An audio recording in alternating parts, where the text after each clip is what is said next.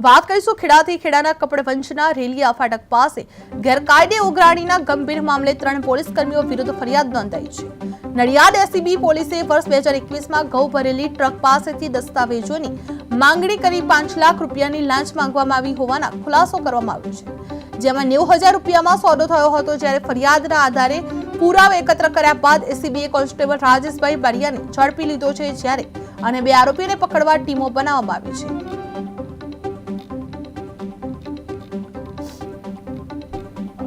ACB police station ખાતે એક લાંચનો ગુનો દાખલ કરવામાં આવ્યો છે।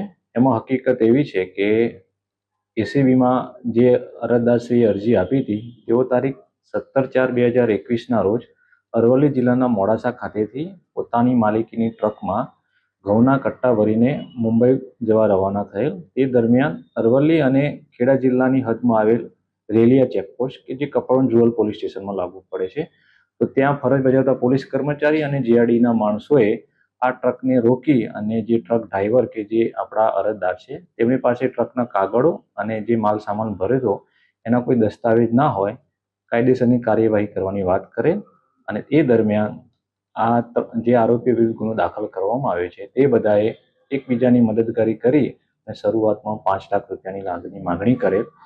તો જે અરજદાર છે તેમની રકજકની વિનંતી કરતા છેલ્લે 1 લાખ રૂપિયા લાંચ પેટે આપવાનું નક્કી થયેલ।